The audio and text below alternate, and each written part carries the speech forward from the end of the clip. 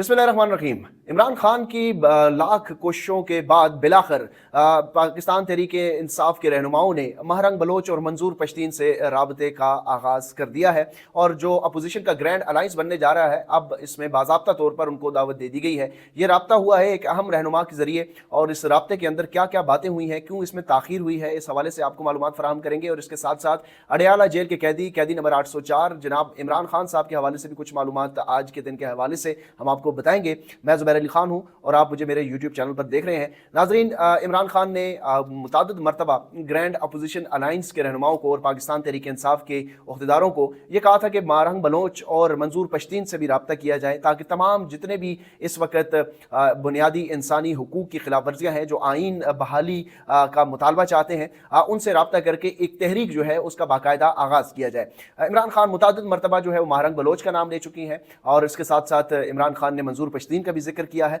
पाकिस्तान तहरीक इंसाफ के रहनुमा जो है वो कतरा रहे हैं। कतराने की वजह यह है, उनको पता है कि इस वक्त जो मंजूर पश्तीन का बयानिया है या फिर महरंग बलोच का जो बयानिया है उसको ऑलरेडी जो इमरान खान का बयानिया है वो बोझ जो है वो पाकिस्तान तहरीक इंसाफ के रहनुमा इमरान खान का बयानिया नहीं उठा सकते। तो ऐसे में अगर महरंग बलोच और मंजूर पश्तीन भी उनका साथ आ जाएंगी तो फिर उनके बयानिया का बोझ कौन उठाएगा, क्योंकि ये एक बहुत बड़ी जिम्मेदारी होगी। इत्तेहाद में जब वो शामिल होंगे तो फिर कोई भी उनकी जो स्टेटमेंट होगी उसका जवाब दे जो है वो ये समझते हैं कि हमें भी ठहराया जाएगा। अब तो सिर्फ इमरान खान के जो स्टेटमेंट्स हैं, जो ट्वीट्स हैं, उनका दिफा करना बड़ा मुश्किल होता जा रहा है इन लोगों के लिए, क्योंकि घबरा रहे हैं। इनको मौजूदा जो निज़ाम है, जो मौजूदा इस्टेब्लिशमेंट है, उसके सामने खड़े होने की सख्त नहीं है, सलाहियत नहीं है, ना ही उनमें इतनी जो है वो उस तरीके से नजरियाती तौर पर वो अभी तक बेदार हुए हैं। जिस तरह आवाम और इमरान खान खड़ी है इस निज़ाम के खिलाफ, इस तरह पाकिस्तान तहरीक इंसाफ के लोग तो खड़े नहीं हैं, या जो रहनुमा खड़े हैं जिन्होंने ओहदे लिए हुए हैं, जिन्होंने सीट्स लिए हुए हैं, जो किसी न किसी तरीके से बेनिफिशरी हैं, वो ये चाहते हैं कि इस सिस्टम से जितना उनको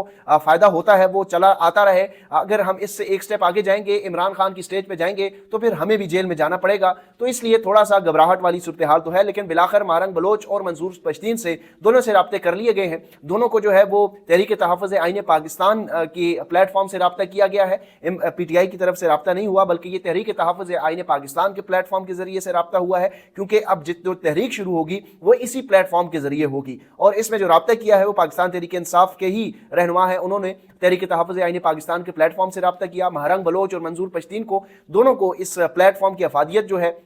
या वो TOR जो है वो बता दिए गए हैं कि इस वक्त तहरीक का मकसद क्या है, तहरीक के अगराज व मकासद बता दिए गए हैं, किस तरीके से आगे चला जाएगा वो तमाम सूरत हाल से आगाह कर दिया गया है। और उनको ये कहा गया है कि अगर आपने हमारी इस तहरीक में शामिल होना है, जो आप इस वक्त बलूचिस्तान में जो दहशतगर्दी के मसाइल हैं, जो महरूमियाँ हैं, जो वसाइल के ऊपर कब्जा है, उनसे जिस तरीके से आप छुड़ाने की बात करते हैं, तो उसका हल वाहिद आइन बहाली की सूरत में ही है। तो आप हमारे साथ चलें और इस तहरीक को आगे बढ़ाएं। इसी तरह मंजूर पश्तीन से भी राब्ता किया गया है और उनको भी ये कहा गया है कि अगर आप ये समझते हैं कि इन तमाम मसाइल का हल हो, तो उस मसाइल का हल जो है वो आइन बहाली की सूरत में ही है। और अगर आप आइन के साथ खड़े हैं, आइन बहाल करना चाहते हैं और इस तहरीक में हमारा साथ चाहते हैं, तो आप अपनी शूरा के साथ मुशावरत करने के बाद, कमेटी के साथ जो भी है, मुताल्लिका लोगों के साथ मुशावरत करने के बाद उससे आगाह कर दिया जाए। तो आइंदा चंद रोज़ में इसी रवां जो हफ्ता है, जो कल से हफ्ता शुरू होने जा रहा है, उसके अंदर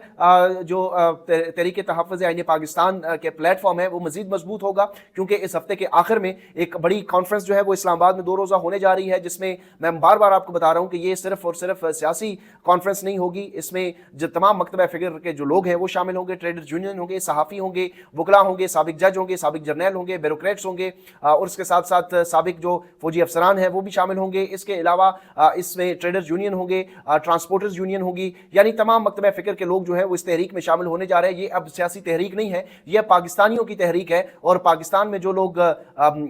आइन बहाली चाहते हैं उनकी तहरीक है। और ना सिर्फ इसमें पाकिस्तान बल्कि जो ओवरसीज पाकिस्तानी है वो भी शरीक हो सकते हैं। तो ये एक इंपॉर्टेंट पेशरफ्त है। और इसके साथ साथ अडयाला जेल की हवाले से आपको मालूमात देते चलें कि आज इमरान खान साहब को खसूसी तौर पर मैच देखने की, जो पाकिस्तान और भारत का मैच है, वो देखने के लिए सहूलत फराहम की गई थी। और वहाँ पर वैसे तो इमरान खान साहब जो है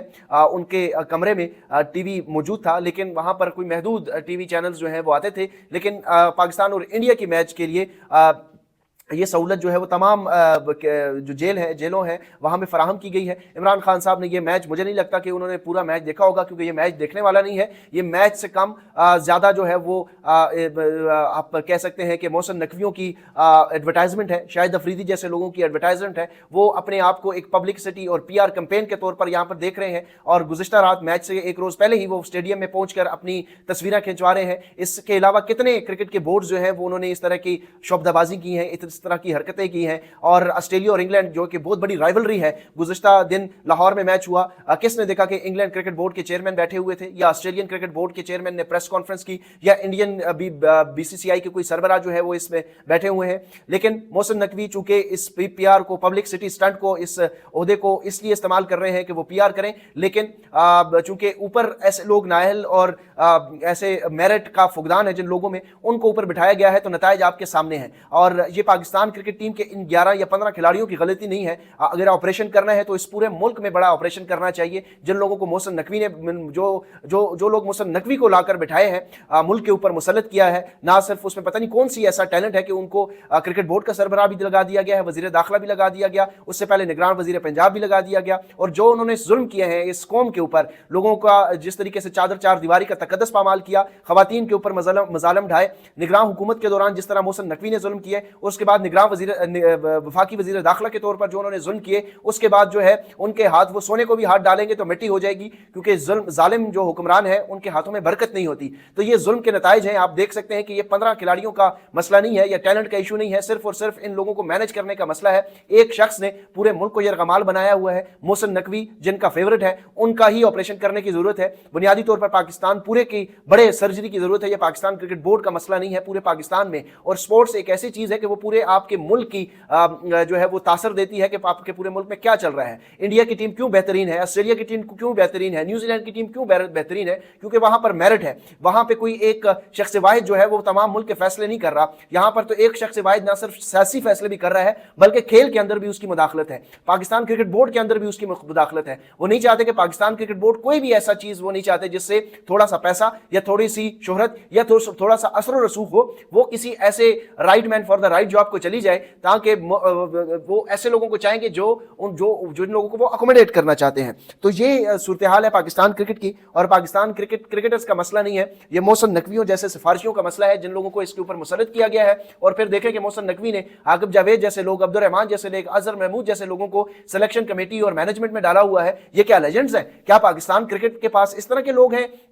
پاکستان کرکٹ کو سرو کرنے کے لیے؟ یہ ایک بدترین زیادتی ہے اس قوم کے ساتھ، اس ملک کے ساتھ، ان لوگوں کی طرف سے جنہوں نے اس نظام کو مسلط کیا ہے، اس ہائبرڈ پلس رجیم کو جو لانے والے ہیں، ان کی طرف سے یہ تحفہ ہے۔ اور انہوں نے پاکستان کا جس طریقے سے بیڑا غرق کیا ہے تمام اداروں کا، اسی طرح انہوں نے پاکستان کرکٹ بورڈ کا بھی بیڑا غرق کر دیا ہے۔ کوئی بھی ادارہ ایسا نہیں ہے جہاں پر اپنے سفارشی نہ بٹھائے ہوں، نادرا سے لے کے ایف آئی اے سے لے کے کوئی چھوٹے سے چھوٹا ادارہ بھی اٹھا کے دیکھ لیں، اس کے اوپر جو ہے کوئی ریٹائر فوجی تعینات ہوگا، یا تو پھر محسن نقوی جیسا کوئی سفارشی تعینات ہوگا۔ تو اگر اس طرح کے معاملات چلیں گے تو پاکستان آگے نہیں چل سکتا۔ شہباز شریف صاحب جو اس وقت وزیر اعظم ہے فارم 47 کے، وہ ساؤتھ پنجاب کے دورے کر رہے ہیں۔ آج کل مسلم لیگ نون جو ہے وہ جلسے کر رہی ہے، جلسوں میں کتنے لوگ ہیں وہ تو سب کو نظر آ جاتے ہیں، اور ان کے پاس مقبولیت کتنی ہے یہ تو 8 فروری کے انتخابات میں طے ہو چکا تھا۔ اور اگر ان کو ابھی بھی بڑا شوق ہے مقبولیت کا، تو پھر ایک بار پھر الیکشن کروا دیں اور اپنی مقبولیت کا اندازہ ان کو ہو جائے گا۔ لیکن وہ ایک بار پھر بلند بانگ دعوے کر رہے ہیں، وہ یہ کہہ رہے ہیں کہ ہم بھارت کو پیچھے چھوڑیں گے، اور بھارت کو جو پیچھے اگر ہم نے نہ چھوڑا تو میرا نام بدل لینا۔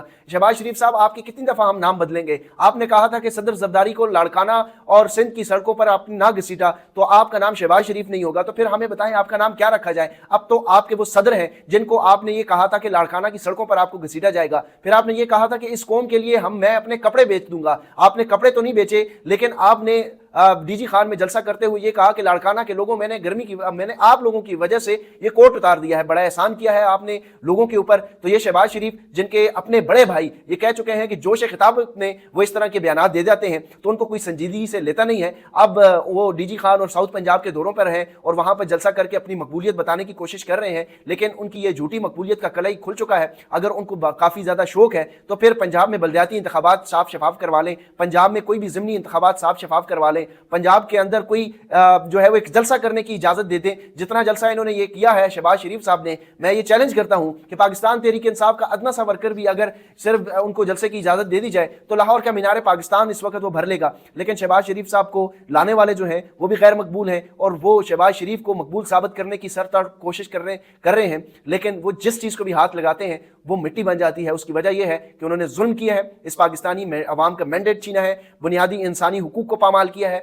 आइन की धज्जियाँ उड़ा दी हैं, इसलिए बरकत जो है वो इस माशरे से उठ चुकी है। तो